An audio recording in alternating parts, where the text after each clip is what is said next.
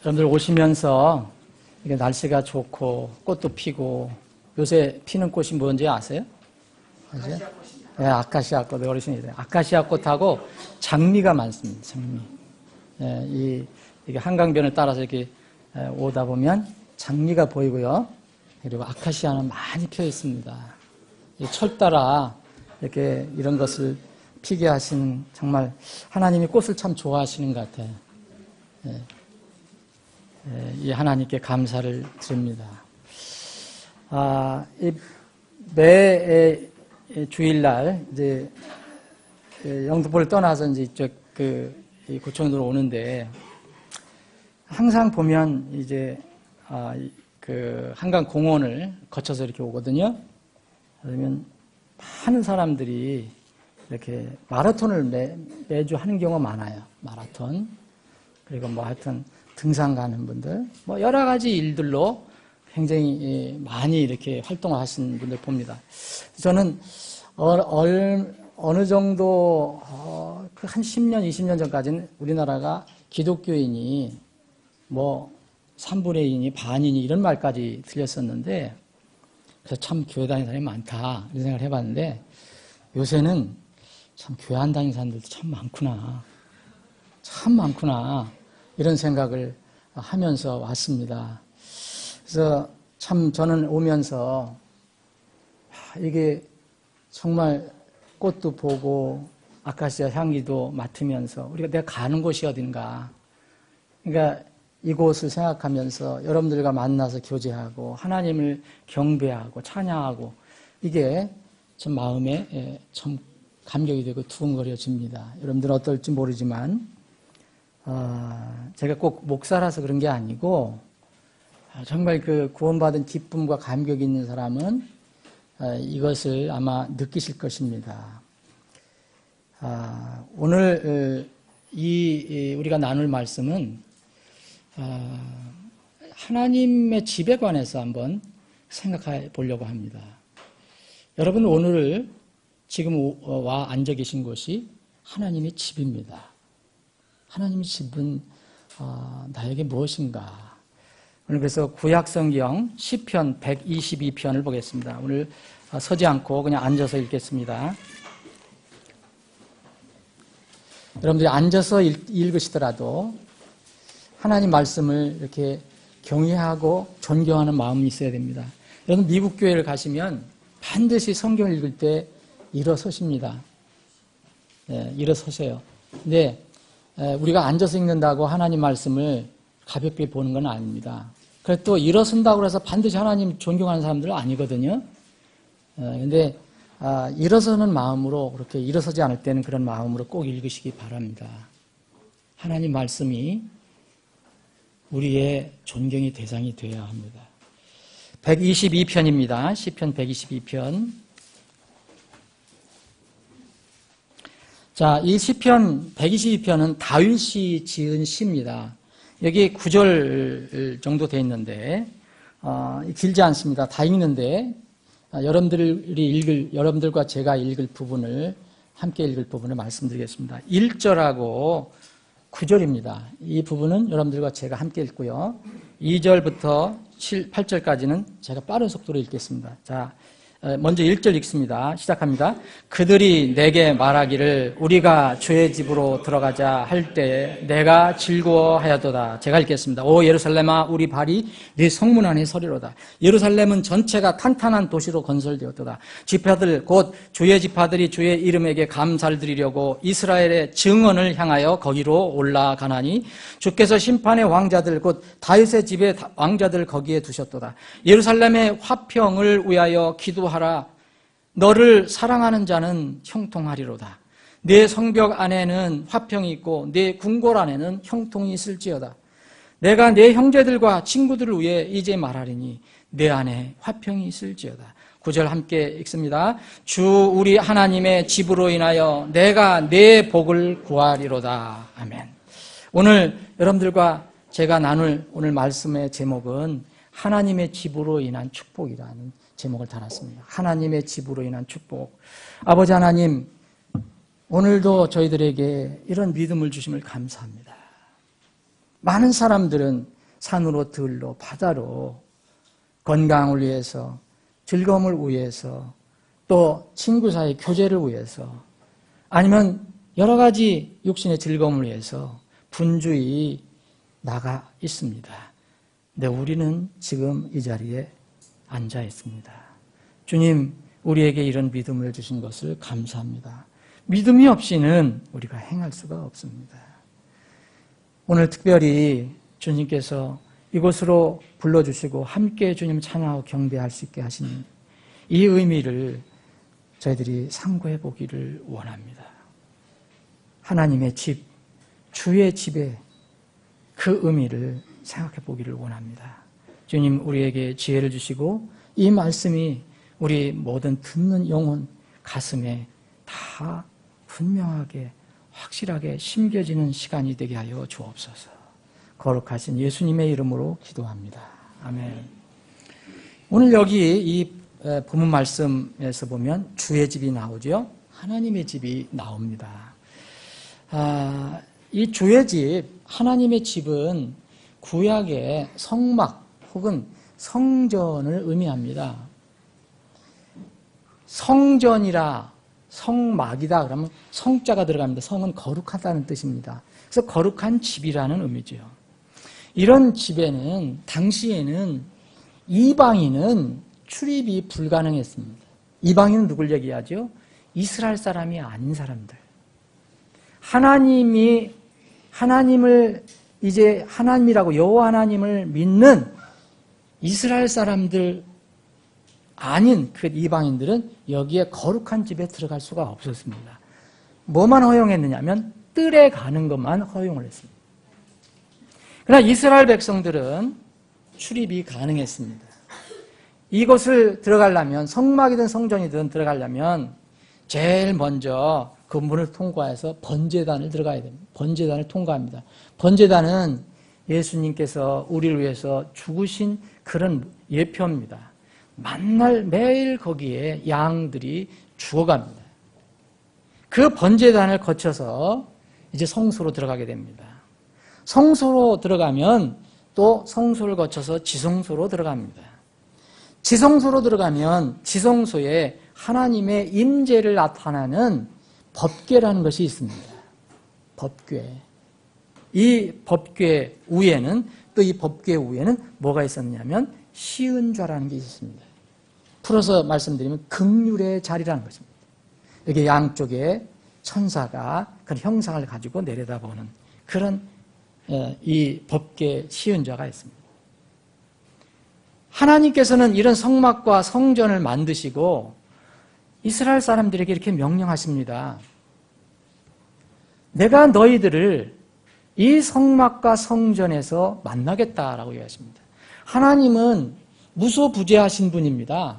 그렇죠? 어디든 계신 분입니다. 하나님이 사람들이 지은 그곳에만 계실 수 있습니까?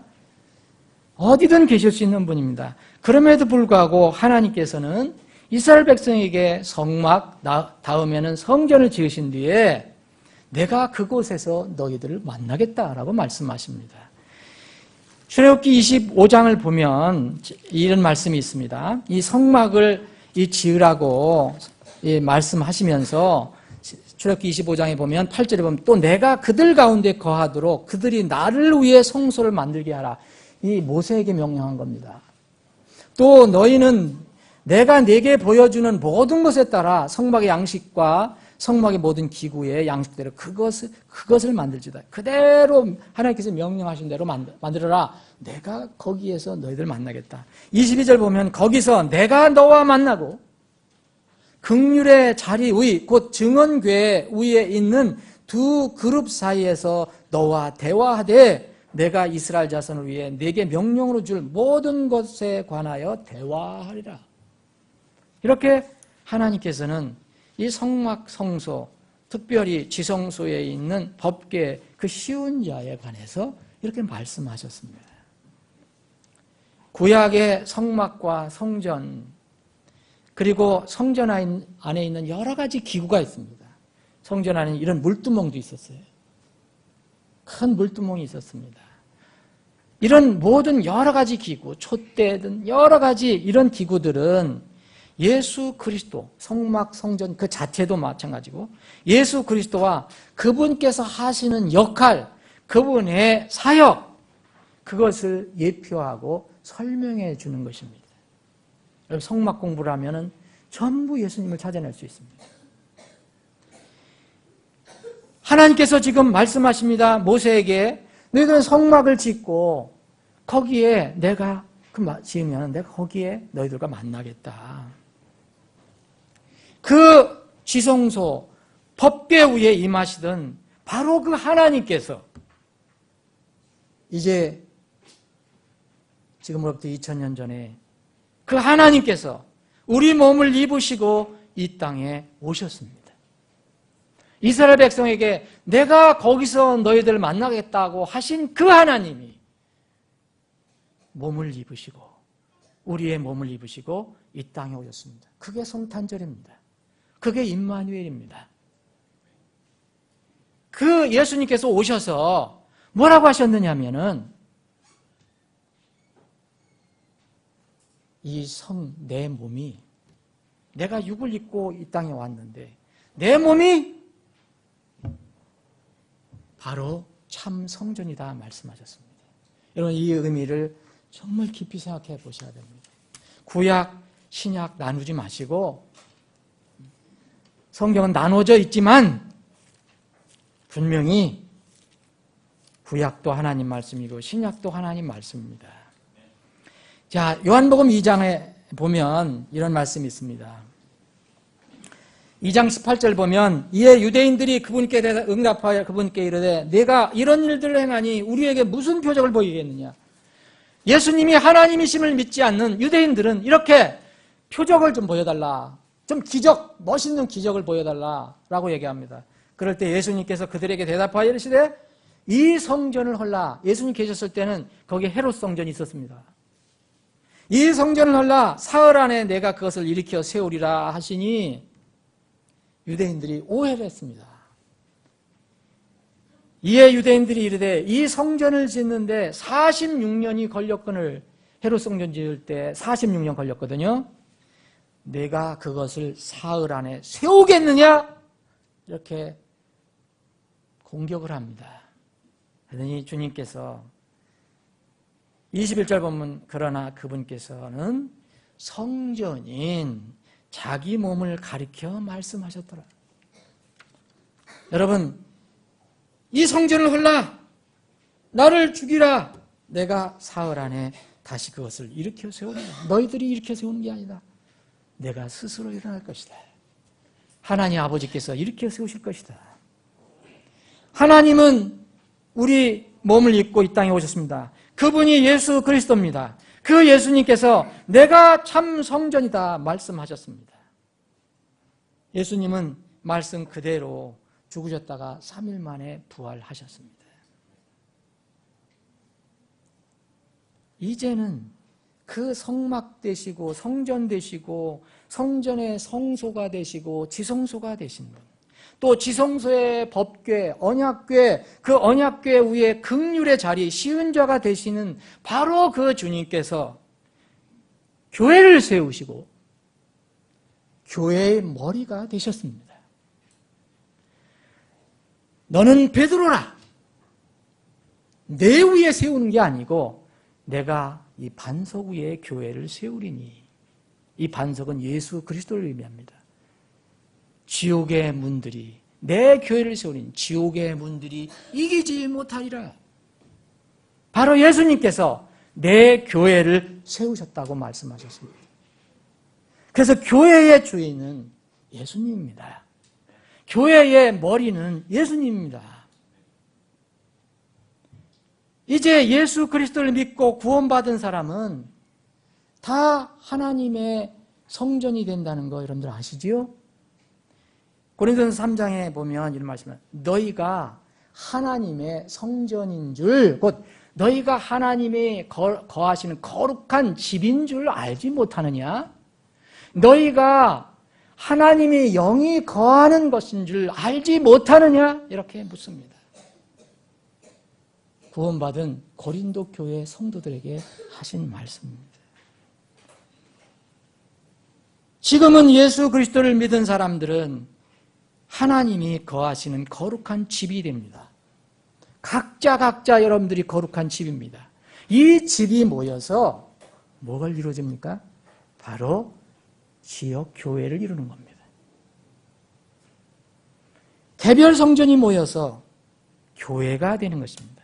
그래서 주님께서 승천하시기 전에 제자들에게 명령을 많이 주셨어요.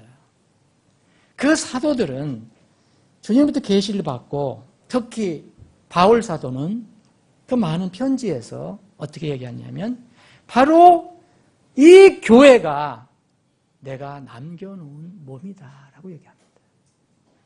에베소 1장 23절에 보면 교회는 그분의 몸이니 사랑하는 여러분, 여러분들이 모인 이 교회는 누구의 몸이라고 그랬습니까?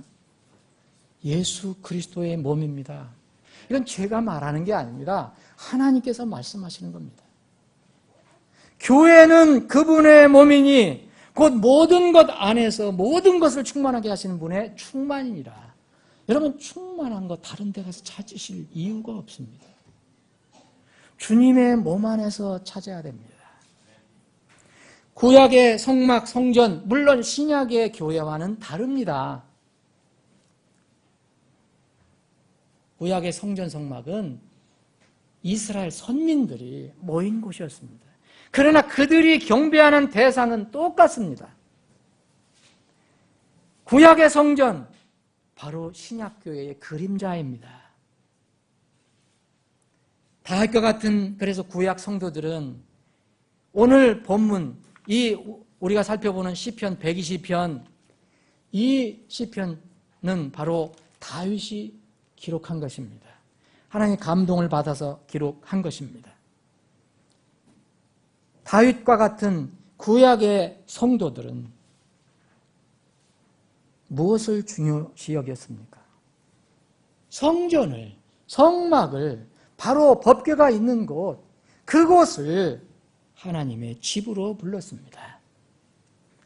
신약의 교회, 여러분들이 지금 앉아 계신 이 곳도 분명히 예수님만 머리라면 사람이, 목사가 이 교회 머리가 아니고 목사가 이 주인이 아니고 또 어떤 특별한 권세 있는 사람이 교회의 주인이 아니고 정말 예수님이 머리시고 예수님이 주인이라면 이 신약 교회도 하나님의 집입니다. 디모데전서 3장 14절 15절에 이런 말씀이 있습니다. 바울 사도가 사랑하는 젊은 사역자, 목회자 디모데에게, 디모데는 그때 당시 에베소 교회를 담임하고 있었던 사역자였습니다. 이 디모데에게 이 바울 사도가 편지를 씁니다. 멀리 떨어져 있었습니다. 이 디모데는 지금 에베소 교회를 섬기고 있었습니다. 이 바울 사도가 디모데에게 준 편지가 있습니다. 디모데전서 3장 14절 15절에 보면 내가 속히 너에게 가기를 바라노니 그래서 이 글을 쓴다. 이 편지를 쓰노라. 바라면서 이 편지를 쓰노라. 그래서 내가 빨리 가기를 원한다. 그러나 내가 오랫동안 지체하면 내가 네게 알려줄 것이 있다.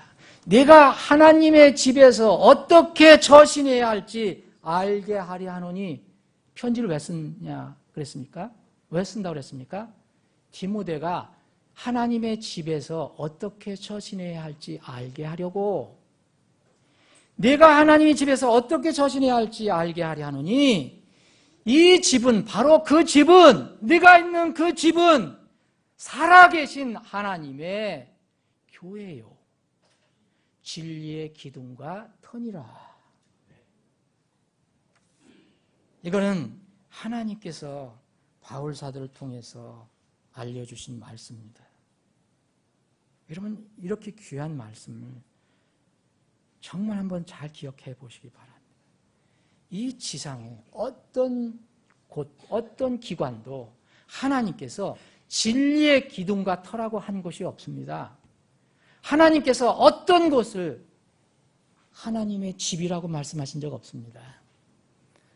어떠한 곳, 다른 곳을 하나님의 교회라고 말씀하신 적이 없습니다. 바로 디모데가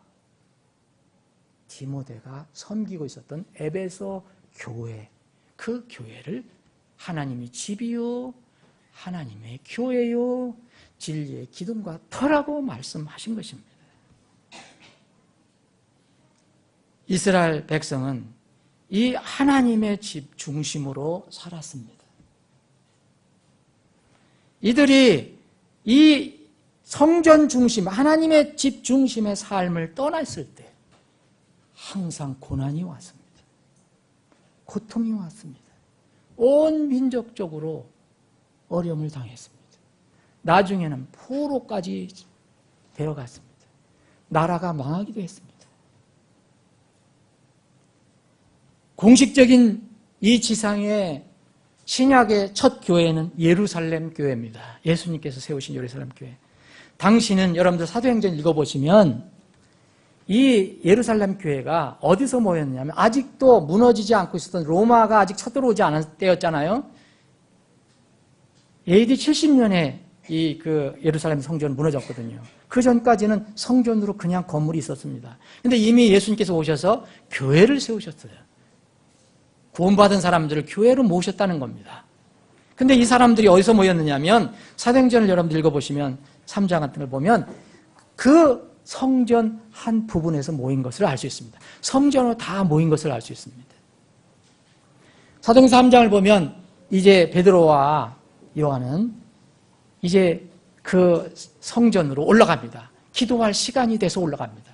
아마 거기에 교회 모임이 있었을 것입니다. 교회는 건물이 아니고 구원받은 후 침례 순종한 사람들이 모인 곳이라는 것은 여러분들이 아실 것입니다. 사도행전 2장을 보시면 교회에 사람들이 어떻게 더해졌느냐.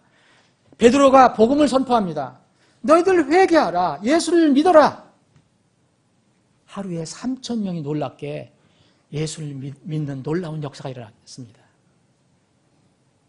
초세기에 일어난 일입니다. 이때 이야기합니다. 침례를 받고 이들이 곧 침례를 받고 교회에 다 더해집니다. 그때 이미 있었던 사람들은 120명 정도 있었습니다. 예루살렘 교회가. 그날 그래서 예루살렘 교회는 3,120명이 됐죠.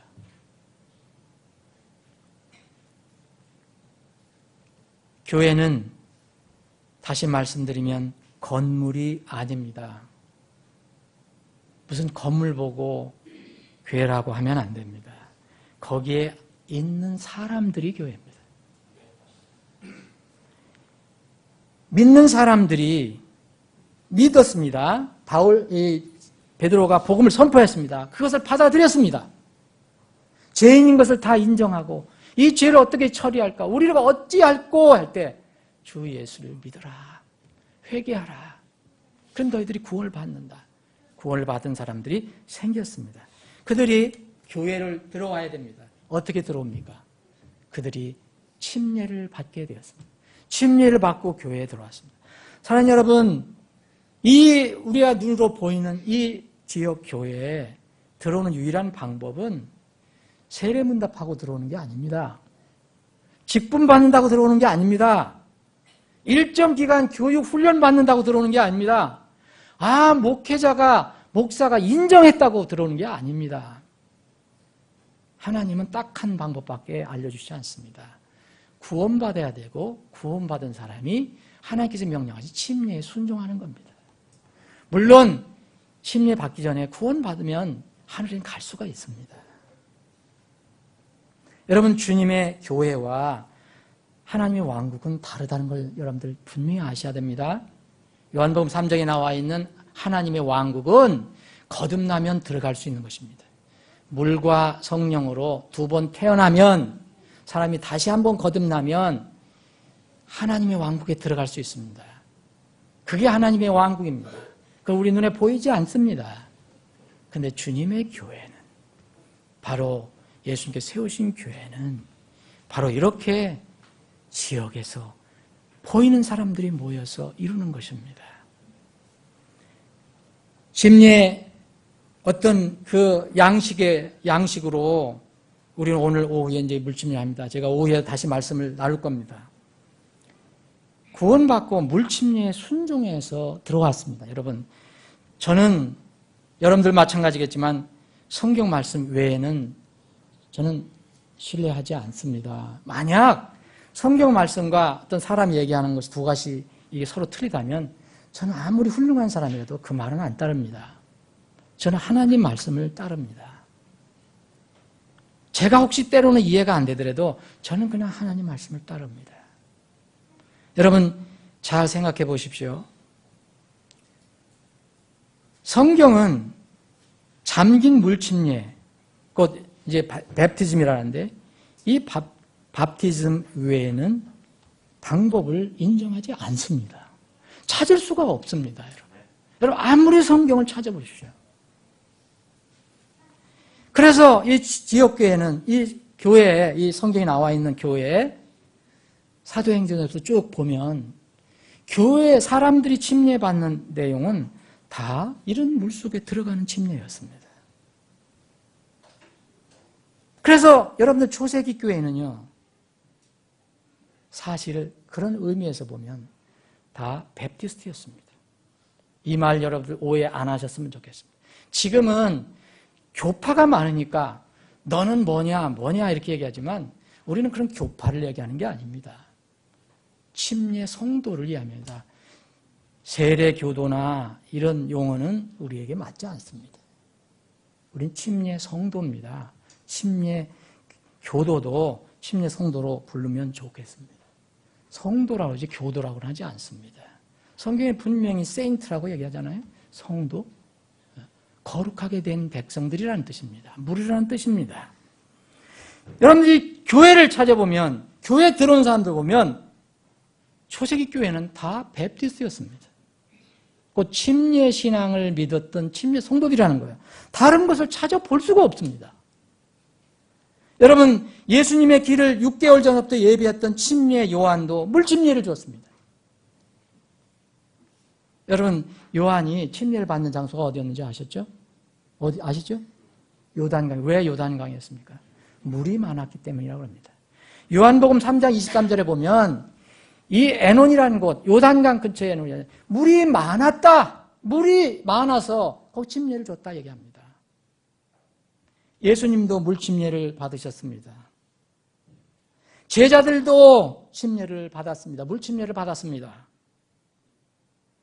물론 침례를 받는다고 구원은 아니죠. 침례는 구원의 간증이 고백입니다. 그러나 교회에게 주님께서 명령하신 아주 중요한 규례입니다. 예수님께 제자들에게 이제 승천 직전에 명령하신 거 기억하시죠? 그러므로 너희는 가서 모든 민족들을 가르치고, 그죠? 가르치라는 것은 복음을 전하라는 겁니다. 그리고 아버지와 아들과 성령의 이름으로 그들에게 뭘 주라고 했습니까? 침례를 주고, 두 번째 명령, 세 번째 명령은 내가 명령한, 분부한 모든 것들을 다 그들에게 가르쳐 지키게 하라. 예수님께서 승천하시기 직전에 주신 명령입니다. 이것을 우리는 지상 대명령이라고 하잖아요. 마태복음 28장 19절 20절 말씀. 복음 전도 제일 앞에 섰습니다. 그 다음에 복음 전도를 받아야 되는 사람 침례. 그 다음에 성장을 위한 교육과 훈련을 시켜라. 교회에게 주신 것입니다. 우리가 신앙생활에서 관습과 타성에 따라서 아무 생각 없이 그냥 반복적으로 성경을 통해서 한번 살펴보지 않고 계속 반복적으로 그냥 하는 것들이 있습니다. 그 중에 하나, 여러 가지가 있습니다. 그 중에 하나가 바로 이런 침례에 관한 겁니다. 세례에 관한 겁니다. 생각해보지 않습니다. 성경에 그런가 한번 생각해보지 않습니다. 또 하나는 우리는 하나님을 어떻게 사랑하고 섬기는가. 이것은 사람들이 많이 생각을 안 합니다. 지상 공생애 때 지역교회를 세우신 분이 바로 예수님입니다. 베드로가 아닙니다. 바울이 아닙니다. 유명한 교황이 세운 것도 아닙니다. 대통령이 세운 것도 아니에요. 누가 세웠다 그랬습니까? 내가 이 반석 위에 내 교회를 세우리니 예수님이 말씀하신 겁니다. 이 지옥교회를 세우신 분이 바로 주님입니다. 이 땅에 계셨을 때 그 승천 전에 예수님의 최대 관심사가 뭐였을까요? 교회였습니다. 육신을 이기지 못하고 주님을 부인한 베드로가 나타나죠. 난 죽어도 예수님을 따르겠습니다. 도망가지 않겠습니다. 그랬더니 결국은 이제 그걸 번복하고 주님을 부인하는 그런 누에 빠집니다. 정말 낙심했습니다. 예수님이 죽으셨던 예수님이 다시 살아나셨어요. 그래서 그 살아나신 예수님이 베드로를 만나주었습니다. 소문도 들었습니다. 근데 너무너무 낙심이 됐어요. 그래서 다시 갈릴리 바닷가로 돌아갔습니다. 갈릴리 바닷가로 돌아갔다는 것은 내 옛 직업으로 다시 돌아갔다는 겁니다. 베드로의 옛 직업은 뭐였습니까? 어부였습니다. 고기 잡는 갈릴리 바닷가에서. 낙심해서 예수님을 정말 섬기고 예수님의 그 명령, 복음을 전하기로 평생을 그렇게 약속했던 사람이 다시 어부로 돌아갔습니다. 부활하신 예수님이 승천하기 바로 직전에 이 베드로를 그냥 놔두고 가시지 않았습니다. 베드로를 지극히 사랑하셔서 그 갈릴리 바닷가로 찾아가셨습니다. 그와 대화를 나눴습니다. 여러분, 그것이 요한복음 21장 15절부터 25절까지 있는 말씀입니다. 그 대화의 핵심은 이렇습니다. 예수님께서 요나의 아들, 여기 요나라는 사람, 특히 사람을 가리키죠. 너 지금 사람의 아들. 이거 큰 소리는 쳤지만 요나의 아들 시몬아 하면서 요나의 아들 시몬아, 네가 이 모든 이것들보다 더 나를 사랑하느냐? 이렇게 묻습니다. 또 주님께서 이야기하십니다. 요나의 아들 시몬아, 내가 나를 사랑하느냐? 이걸 3번씩이나 질문하십니다. 그때마다 대답은 합니다. 베드로, 어떻게 대답합니까? 내가 주를 사랑하는 줄 주께서 아시나이다. 내가 주를 사랑하는 줄 주께서 아시지 않습니까? 왜 자꾸 괴롭게 질문하십니까? 주님께서 그래? 내가 나를 사랑해? 그러면 주님께서 그 대답하신 게 뭡니까? 첫 번째, 이 모든 것보다 내가 나를 더 사랑하느냐 했을 때 주님 아시잖아요. 제가 주를 사랑하나이다. 내 어린 양들을 먹이라. 두 번째, 내가 나를 사랑하느냐? 내 주님을 사랑합니다. 내 양들을 먹이라. 세 번째, 내가 나를 정말 사랑하느냐? 예, 주님께서 제가 사랑하는 걸 아시잖아요. 그러면 내 양들을 먹이라. 그것이 대화의 핵심입니다. 베드로는 주님을 사랑한다고 고백했습니다. 예수님은 그래? 그러면 내가 사랑한다면 내 양들, 내 교회를 섬겨. 이겁니다. 내 교회를 섬겨라. 이겁니다. 여러분, 그 양들이 누굽니까? 베드로는 바로 승천 직전에 예수님을 만나서 교회에 관한 명령을 받은 것입니다. 여러분, 승천하셨습니다. 승천 뒤에 최대 관심사는 무엇일까요? 예수님. 물론 영혼 구원이 가장 으뜸입니다. 근데 예수님의 마음에 관심은 또 뭐가 있습니까? 여전히 지상에 계셨을 때와 또 바로 직전에 부활하시고 승천하기 직전에 가지셨던 그 관심, 승천하신 뒤에도 똑같습니다. 여러분, 반모섬에 귀양살이를 간 사도 요한이 있었습니다. 주님께서 그에게 계시한 것이 바로 요한계시록입니다. 요한계시록은 여러분 주제가 이겁니다. 세상 마지막 종말을 가리킵니다. 종말에 예수님께서 오셔서 이 세상을 심판하신다는 겁니다.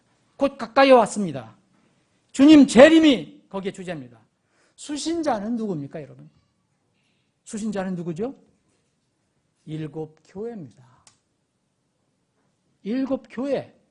당시에 사도 요한이 살아있었을 때 그 소아시아 지방에 있었던 7교회입니다.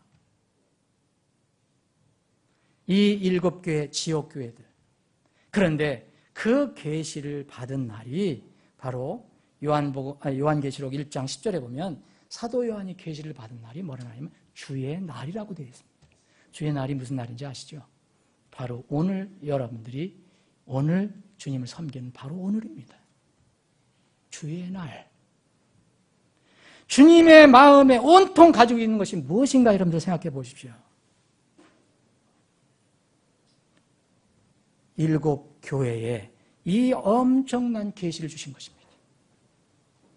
그래서 귀 있는 자는 성령께서 하시는 말씀을 교회들에게 하시는 말씀이라서 들을지어다. 누구의? 교회들에게. 교회를 떠난 사람을 얘기하는 게 아닙니다. 그러면은 여러분 지금은 우리가 주님이 오실 때 가깝다고 하는 재림 전의 시대입니다. 여러분들 그런 것을 믿으십니까?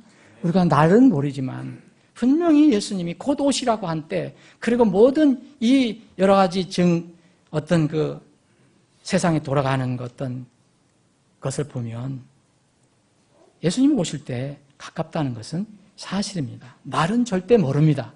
그걸 얘기하면 그건 이단이 되는 거고요. 지금 재림 전에 주님의 관심은 어디 있을까요, 여러분? 어디 있다고 생각하십니까?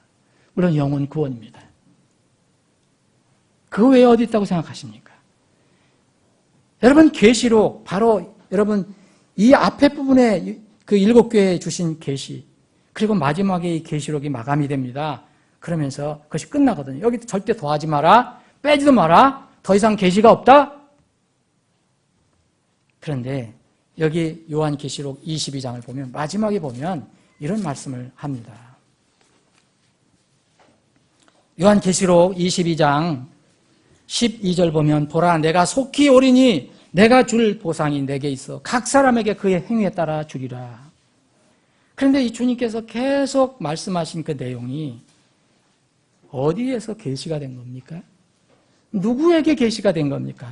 16절 읽겠습니다. 나 예수는 내 천사를 보내요 교회들 안에서, 여러분들 읽으십니까? 읽으십니까? 교회들 안에서 이것들을 너희에게 증언하게 하였노라. 나는 다윗의 뿌리요 자손이요 빛나는 새벽별이라 하시더라. 주님, 지금 다시 오실 주님의 관심은 여전히 주님의 교회입니다. 이제 분명해졌습니다. 주님의 마음, 주님의 관심사는 어디 있는지. 주님의 몸인 당신께서 승천하실 때 남겨놓고 가신 주님의 몸, 당신의 몸인 교회라는 것입니다. 여러분 이런 비밀, 이런 진리 정말 알면 알수록 얼마나 감사하고 이 교회라는 것이 얼마나 큰 신비인지. 다윗은 오늘 이 시편 기자인 다윗은 이것을 일찍 깨달았습니다.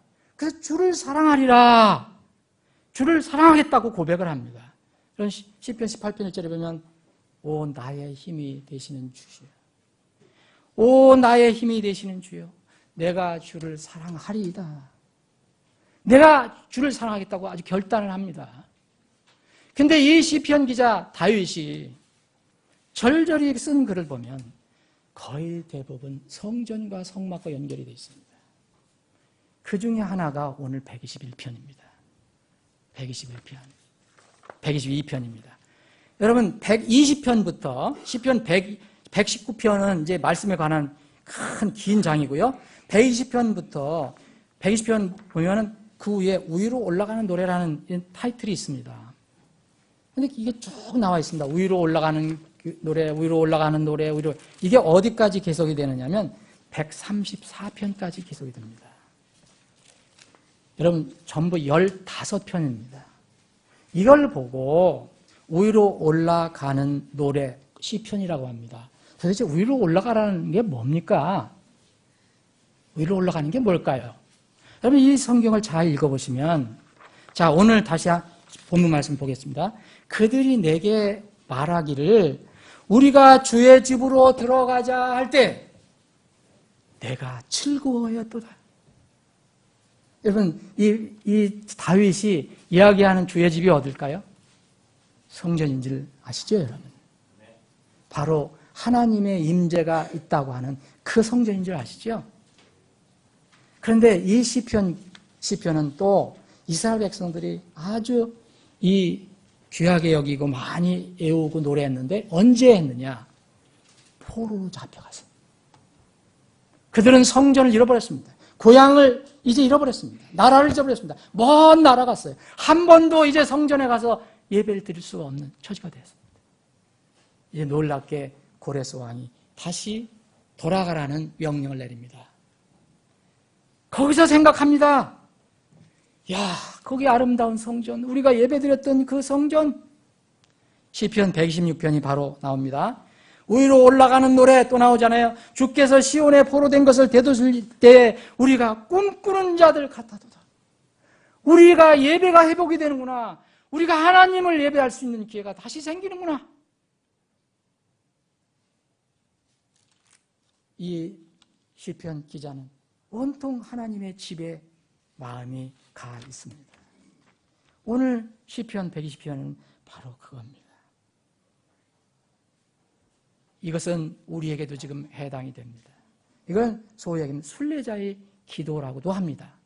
시편 올라가는 노래를 순례자 그 성전을 바라보면서 하나님이 계신 것을 바라보면서 힘들게 이 세상 길을 걸어가는 사람들.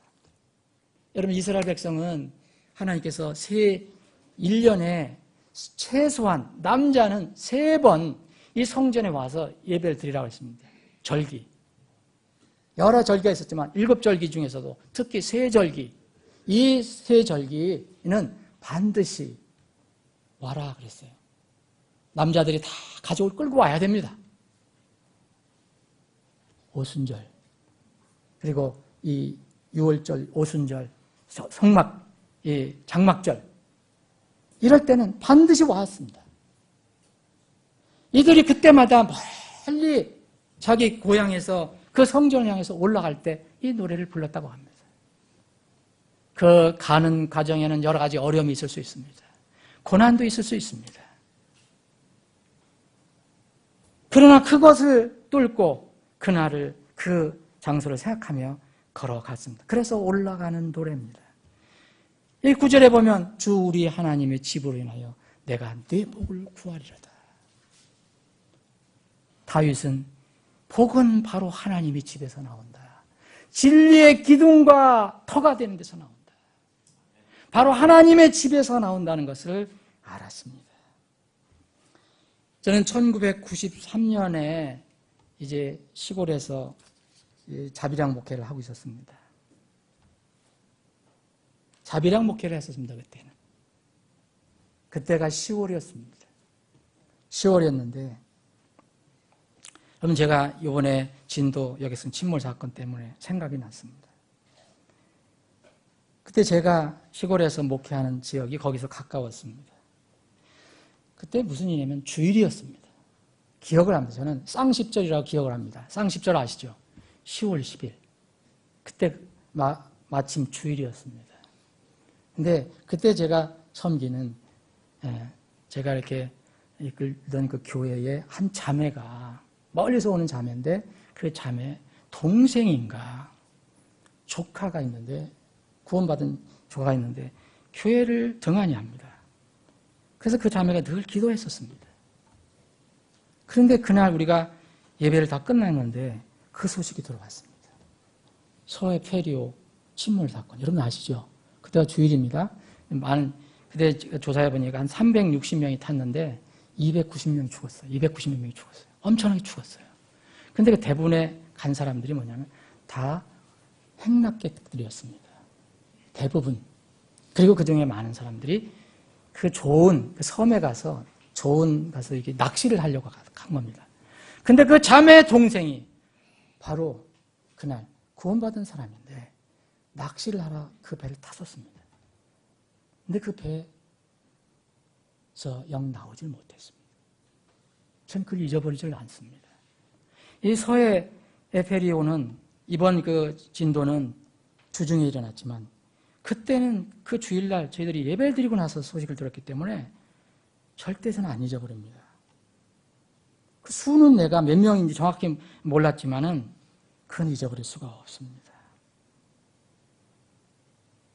그 자매가 그렇게 기도를 했는데 물론 구원받았으니까 하늘에는 가겠죠. 사랑하는 여러분, 말씀을 한번 정리를 해보겠습니다.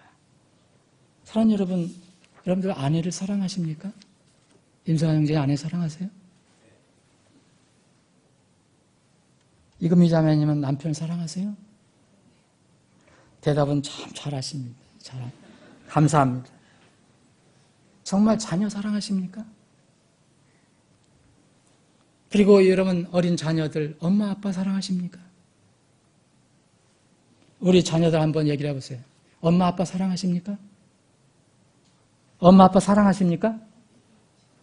잘 안 들리네. 그러면 여러분 아내를 사랑하고 남편을 사랑하고 자녀를 사랑하고 엄마 아빠를 사랑한다면 어떻게 사랑한다는 것을 나타나시겠습니까? 어떻게 형제님들 아내 사랑하는 것을 나타내겠습니까? 여러분들 자매님들은 어떻게 남편을 사랑한다는 것을 나타내겠습니까? 사랑은 말이 아닙니다. 마음으로 고백하고 몸으로 실천하는 겁니다. 사랑하는 여러분, 주님을 사랑하십니까? 분명히 다윗은 얘기합니다. 오 주여, 내가 주를 사랑하겠다, 사랑하리이다 라고 얘기합니다. 근데 그는 무엇으로 표현했습니까? 주의 성전을 사모하는 마음으로 표현했습니다.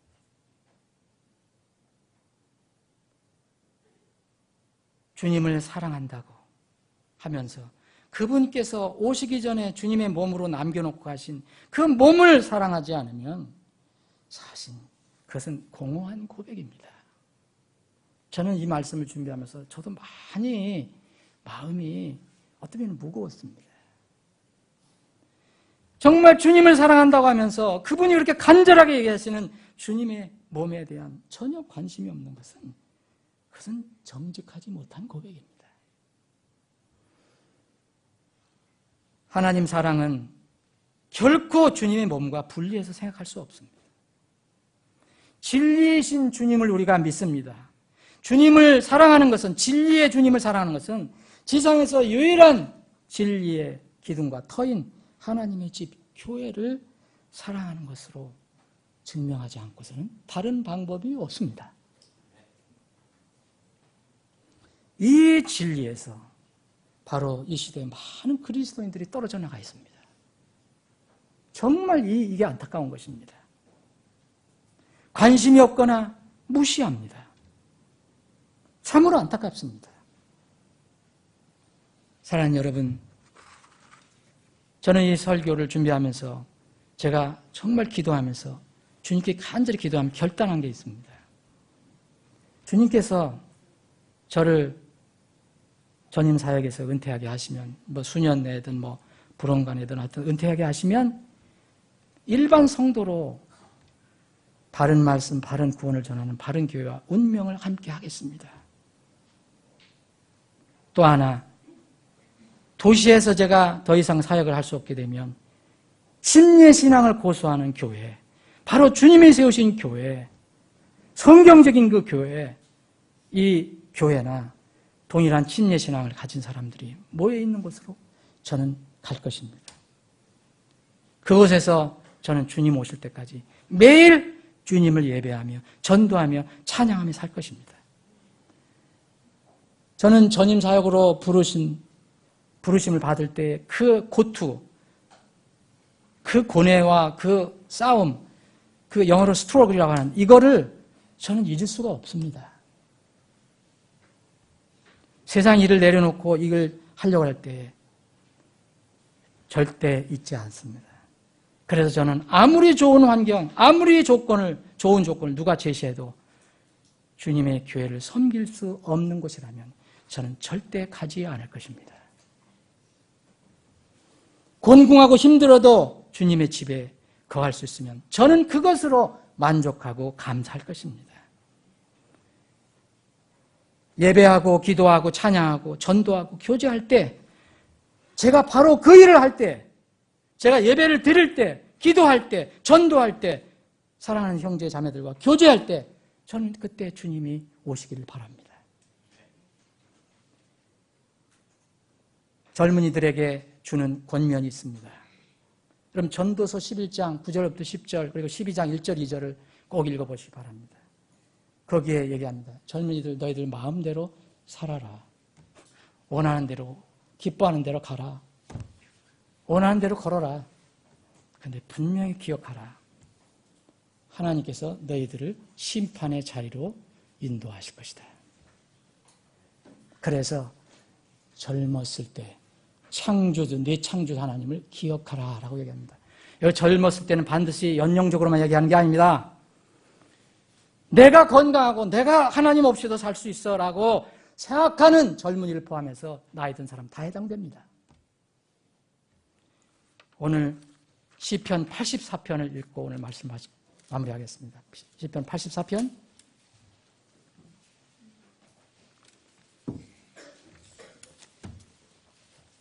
제가 읽겠습니다. 오 만군의 주여 주의 장막들이 어찌 그리 사랑스러운지요. 내 혼이 주의 뜰을 사모하여 참으로 쇠약하게 되었사오니 나의 마음과 육체가 살아계시는 하나님을 구하며 부르짖나이다. 저는 이 시편도 다윗이 썼다고 이름은 없지만 다윗이 쓴 것으로 믿습니다. 오 만군의 주 나의 왕 나의 하나님이여 참으로 참새도 집을 찾았고 제비도 제 새끼들 보금자리 곧 주의 제단들을 스스로 찾았나이다. 주의 집에 거하는 자들이 복이 있나니 그들이 언제나 주를 찬양하리다. 셀라. 주 안에서 힘을 얻는 자는 복이 있나니 그의 마음 안에 그것들의 길들이 있나이다. 그들이 박하 골짜기를 지날 때 이 박하 골짜기는 눈물의 골짜기를 얘기합니다. 그것을 샘으로 만드니 비도 그 연못들로 채우나이다. 우리가 가는 길이 늘 순탄하지는 않습니다. 때로는 박하 골짜기를 지날 때가 있습니다. 그런데 우리는 주의 집에 있는 한 계속 앞으로 나갈 수 있습니다. 그들은 더욱더 힘있게 나아가 그들 각 사람이 시온에서 하나님 앞에 나타나나이다. 오 주 만군의 하나님이여 내 기도를 들으소서. 오 야곱의 하나님이여 귀를 기울이소서. 셀라 보소서 우리의 방패신 하나님이여 주께서 기름 부으신 자의 얼굴을 보옵소서. 10절입니다. 제가 저의 고백입니다. 여러분들의 고백이 되기를 저는 소원합니다. 주의 뜰에서의 한 날이 첫날보다 나으니라.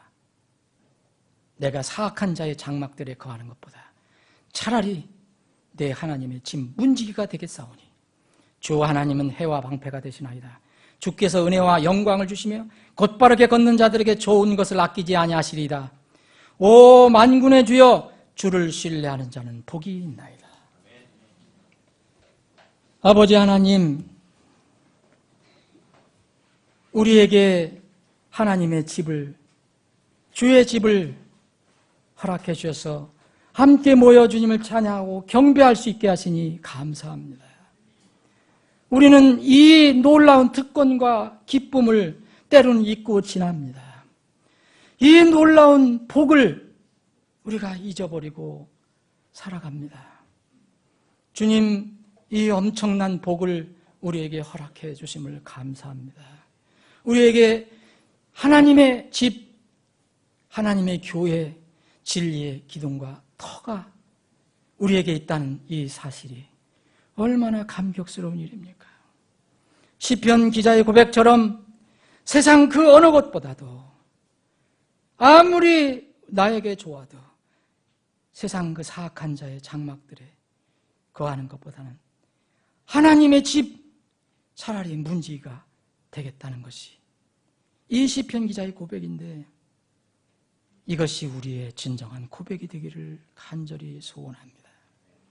주의 집에 거하는 자는 복이 있나니 언제나 주를 찬양한다고 했습니다. 주님, 우리에게 이런 복을 허락해 주심을 감사하며 다시 한번 주님 오실 때까지 이 땅에 계셨을 때에도 교회를 지으시고 사랑하셨고 성천하시기 전에도 교회에 대한 명령을 주셨고 또 이제 계시를 주셨을 때 요한에게도 그런 계시를 주셨으며 마지막 오기 가깝다고 하시는 이때에도 우리에게 주신 말씀에서 교회들 안에서 이 말씀을 증언하셨다고 말씀하셨습니다. 이 놀라운 진리를 우리가 잊지 않고 주님 오실 때까지 간직하고 주님의 몸 안에서 승리하는 우리 교회가 우리 지체들이 다 되게 하여 주시옵소서. 거룩하신 예수님의 이름으로 기도합니다. 아멘.